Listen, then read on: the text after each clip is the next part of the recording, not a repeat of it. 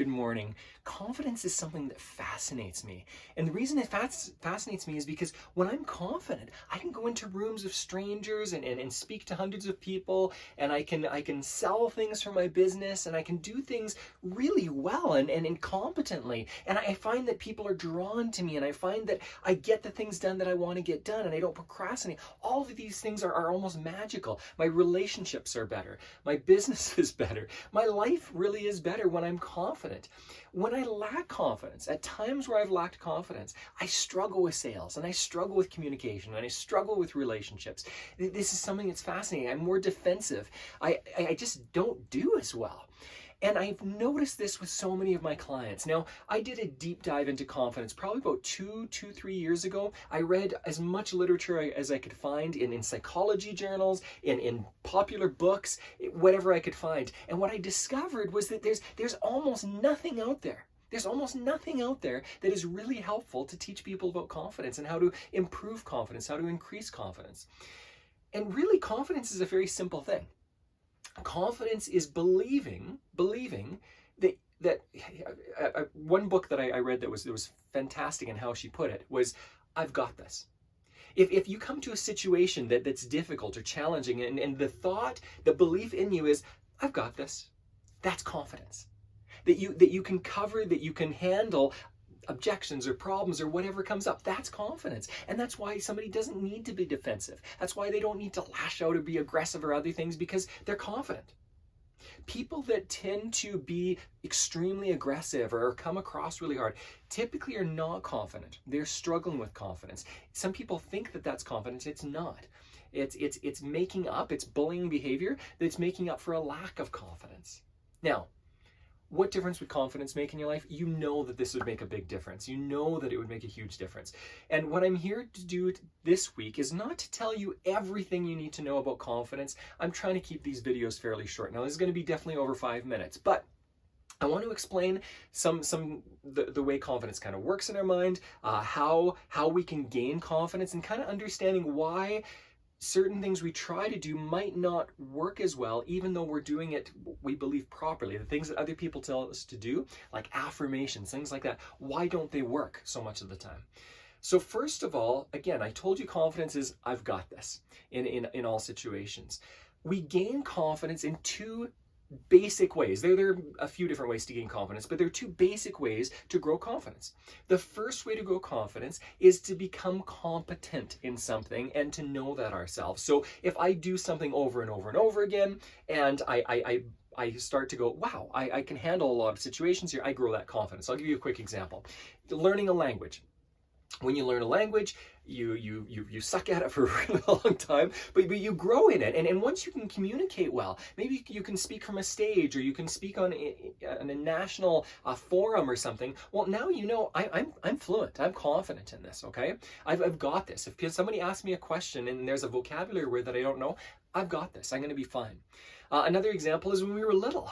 How did we grow confidence? And this is how I know everyone can grow in confidence. How did we grow confidence in how to walk? At one point in time, none of us knew how to walk, and yet we stumbled around and we figured it out. And once we'd done it enough, we realized, hey, wait a second, this walking thing works. I'm competent. I'm confident in myself with this.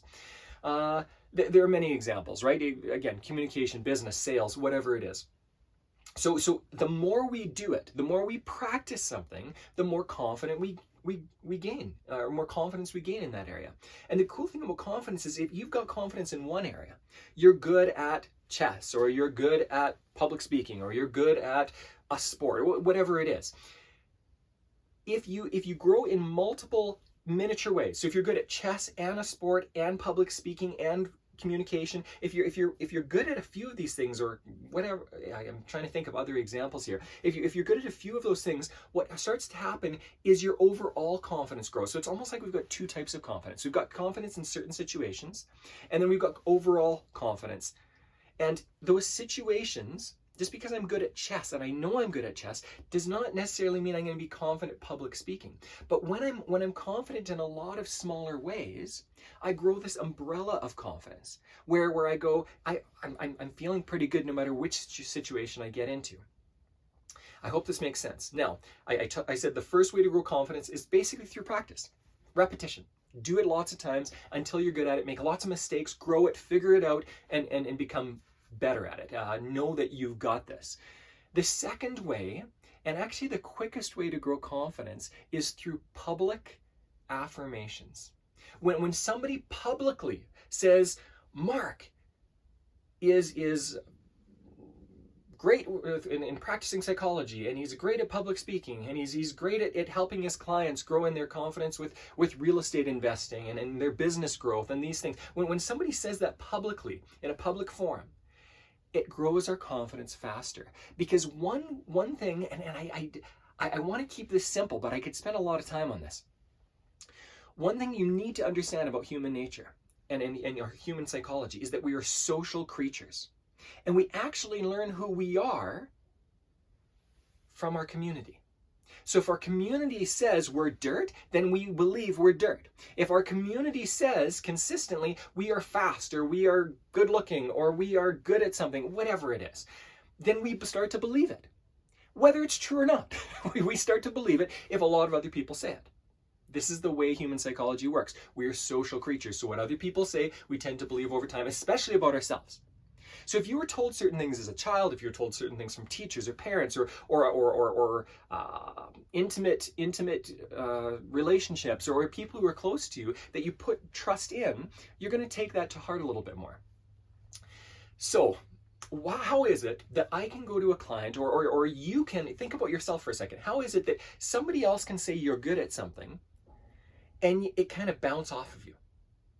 We've all had this happen to us, right? Where somebody says something kind or generous about us, and we just kind of let it bounce off. And maybe they compliment us, and we don't say thank you with sincerity. And maybe it's a genuine compliment. Maybe we let it bounce off as we say, no, that was nothing, or I'm not all that great at it, or it really didn't take me. We kind of slough it off.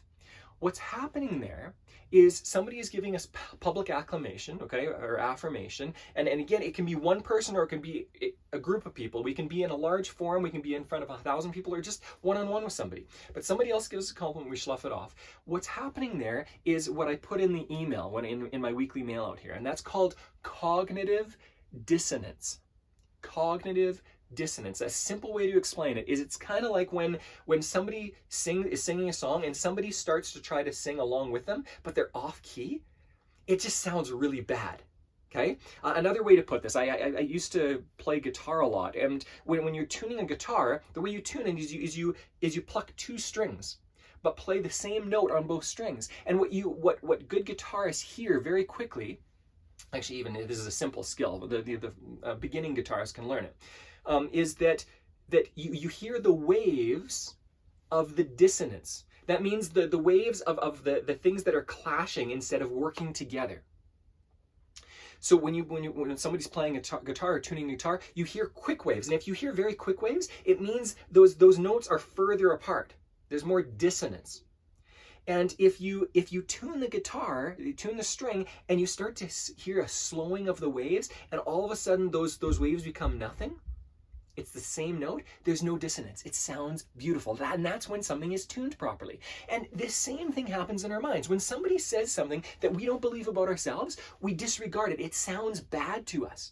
And we will act according to our beliefs, not according to what we want to believe, according to our beliefs. So we can say all we want to ourselves.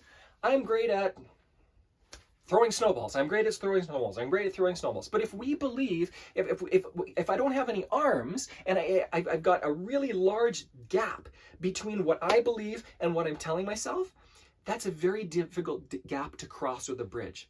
And affirmations are not going to work in that situation. So people are telling themselves, I'm a billionaire. I'm a billionaire. I'm a billionaire. I'm 9'4". I'm 9'4". I'm the best looking thing since. People who are saying those things, typically there's such a big gap that it doesn't sink in. So one thing that I'm going to do is say, just like public affirmations. And what is an affirmation? An affirmation is simply something that you say about yourself, where someone says about you. That's all an affirmation is. It can be a positive affirmation or a negative affirmation. You are affirming something, okay? So when somebody says you're ugly, or somebody says you don't know how to sing or you dress poorly, that's on the negative side. On the positive side, it's, hey, you communicate really well. You really connect with people. You listen incredibly well. Those are the positive affirmations, but they're both affirmations, okay? The way to make affirmations work, there are two keys to this, and again, I could explain this for a long time. I'm going to try to keep it simple. If you want more information about this, dialogue with me, okay? I'm sure I'm sure you can find my phone number easily or my email address easily. Connect with me, and I'm happy to share more, have a conversation about this with you. But the way to practice a great affirmation, I can actually give you 3 ways, okay? 3 tips. The first tip is don't make it so far that there's too much cognitive dissonance. Don't make it so far that the gap between what you believe and what you're saying, you can't bridge that chasm, okay? If it's the Grand Canyon, don't try to jump it. Start with little rivulets, okay? These little creeks, jump those, okay? And once you get good at jumping those, you'll be able to jump bigger things. So the first one is set affirmations that affirm something you believe. So instead of saying, I'm trying to think of a good example. Instead of saying, I am a billionaire, you could say, I am growing my wealth every day as I invest in real estate or as I do something else. That second affirmation is saying something that's true. I am growing in my wealth. I'm growing in my wealth. I'm getting better at this. And that will change our beliefs in some ways, okay, about what we think about. And then maybe I'll use even a better one with money. So a lot of people have a lot of cognitive dissonance with money. They think it's evil, but they're trying to make it. If you believe it's evil, but you're trying to make it, that's cognitive dissonance. It's a gap. Okay? In order to close that gap, you could start to practice affirmations that work to challenge your brain to think about the benefits of money. So, for example, an affirmation about money to change your belief about money is a tool. As I master the use of this tool, I will be able to use it perfectly, or I'll be able to use it really well. I'll be able to benefit others and myself. Something like that now fits. It's not as wide. It's not saying I hate it and I'm scared of it, but I need it. It's saying, hey, I'm learning this. I'm figuring this out. That is a better affirmation. Secondly, with affirmations, they work if they're repeated. The reason you believe what you believe, no matter what you believe, if you believe that trolls are on another planet and they seeded the planet and that's what became humans and they're going to come back in 5 weeks to rule the planet, if that's what you believe, it's come through repetition. Your religious beliefs, your spiritual beliefs, your beliefs about relationships, your beliefs about money, your beliefs about business, your beliefs about anything come through repetition. This is how propaganda takes place. And again, I'm not saying that this is good or bad, I'm just saying it exists, okay? So whether it's Hitler and the SS propaganda, or whether it is somebody who is really making the world a better place, regardless of the propaganda, it works with psychology when it's repeated. If you want to change your beliefs about yourself, if you want to grow in your confidence, you need to repeat certain things to yourself. Instead of it, we all have tapes playing in our heads, right? Often from childhood of going like, you're a quitter, or whatever it is, right? Whatever we tell ourselves, whatever we've heard from others. If we are playing that tape 100 times in our head, but only once every 3 weeks, we say, hey, I'm getting better at this. I'm growing in this. What's going to win? What is going to influence you more? You know the answer to this, right? Whatever is repeated more has more weight in our lives. So when we watch TV or we listen to podcasts, or we grow by reading articles, and we are hearing certain things all the time, like business owners are evil, then we're going to have a hard time growing our confidence in believing that business is a very worthwhile endeavor, which I do believe. Okay, but it took a while to change that belief, because so much of the public affirmation is different. Now, coming back to confidence, if I want to grow my confidence, I need to repeat certain things in my head more than I'm hearing other things from other people or maybe myself. Now, that's on the personal side, the individual side. The next thing is that I need to do it if I want to make this far better, if I want to help myself far quicker. Don't simply repeat meaningless things. Repeat something with emotion. Engage with it. When we engage with something, when we emotionally go, I am getting better at this, and I'm closing my eyes as I'm repeating it, and I'm repeating it over and over. I'm just letting it sink into me, and I'm going, how am I getting better at this? And I'm thinking through it. Now that will have a greater impact on me. Rather than just saying, I'm getting better at whatever, right? If we do it with emotion, it's going to sink into us more. Why? We're emotional creatures. We attach emotion to our motivations. Our beliefs and our emotions are very close together. Emotions play a vital role in this, okay? Again, I can go into this a little bit more. I'm not going to do it today. So those are the 3 tips, okay? First, make an affirmation something that works, that it's not so great a leap from what you currently believe that you're just not going to go there. Secondly, repeat it a lot. I would say repeat it at least in the morning and in the evening, every day. And then thirdly, make it so that you can engage with it emotionally. Engage with those affirmations emotionally. Now, I told you the quickest way to grow confidence is by hearing something publicly. So I'm actually going to give you a last bonus tip, and that is, if you want to grow your confidence, when somebody gives you a compliment, I was just talking about this with a client a couple days ago, when somebody gives you a compliment, instead of sloughing it off, instead of saying, oh, it was nothing, or I didn't put much effort into it, or I'm really not good at that most of the time, instead of saying things like that, accept the compliment, say, thank you, I appreciate that. And then ask them, so what did you see, or what did you hear? What did you enjoy? How did I help you? How did it help you? When you ask a little bit of a deeper question about how they're complimenting you, if somebody says your outfit is great today, it really fits your skin or whatever. You can tell I'm not necessarily very competent in that area, right? But when somebody says something like that to you, you can ask, you can say thank you, I appreciate it, and then so you're accepting it on some level, and then ask them, so what is it about this outfit that you like? What do you believe fits with my skin type, or whatever it is, my eyes? When you ask that question, you're allowing this affirmation, you're allowing this public affirmation to enter you at a completely different level. And instead of pushing it away, that cognitive dissonance, you're creating a bridge where you can accept something like this. I hope this makes sense. I believe fully that this will help you if you practice it. You have to practice these things. I'm sure in all of what I said here, there are a lot of questions.